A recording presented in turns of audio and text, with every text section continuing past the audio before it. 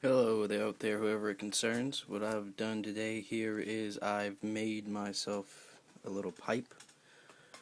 All I did was I took apart a regular office pen. It was just for balancing checkbooks. It was old, it was used up. And I used this kitchen knife here, and I took the 10 minutes it took to saw this off, then melted the plastic and flattened it out to make a nice little mouthpiece.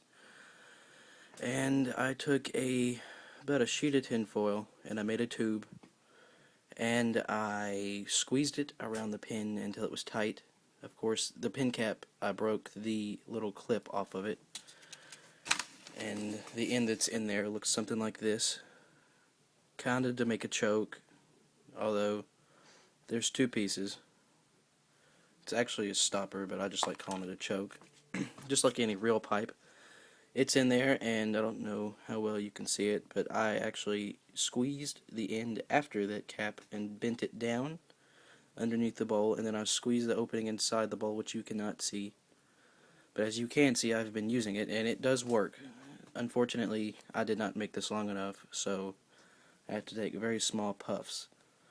But I use tobacco. This is not for weed, but, whoever makes it, it's their own. And what I've done here is I've wrapped it, everything double, in a little bit more tin foil, not a lot, just to kind of make a heat shield, I guess. Because, when you tap it out, you gotta get in there, and sometimes that stays a little bit hot. I actually just made this and used it, and it works fine. But I would suggest for whoever else makes one, you make the choke tube a little bit longer. That way, you make sure you don't taste any of that delicious plastic, because that has all kinds of fun stuff in it that can make you sick.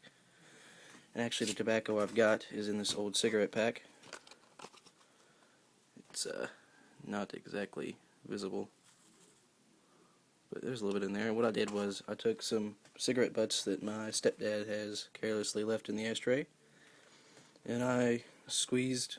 I just kind of just rustled out all the burnt tobacco until I was to what was left in the butt, and just squeezed the rest out in here, and I've got a pretty decent amount in there, at least another bowl or two. And you just stick it in there, pack it like you would a regular pipe, and I have the little intake hole from the pin. You push your thumb over that, kind of like a bong, which is ironic. And you take your puff. Small puffs are better, so you don't do that delicious plastic.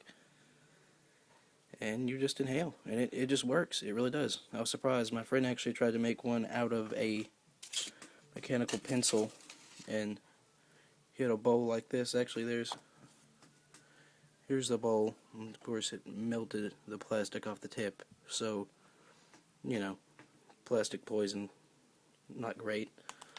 He tried to make one out of tin foil, but I don't guess he was too experienced in it, although this is my only one. And it does work. It's simple, it's cheap, it's easy, and you can save money off of cigarettes by using what you have in your ashtray, as long as you don't smoke it clear down to the filter, because everyone knows the wonderfulness of burnt cotton. But yeah, but I do strongly recommend actually buying a pipe, because, like I said, plastic will melt if your stopper tube is not long enough. And no one wants to have to go to the hospital for plastic poisoning and all the wonderful things it has in that, plus the tobacco. So yeah, this is what I've done.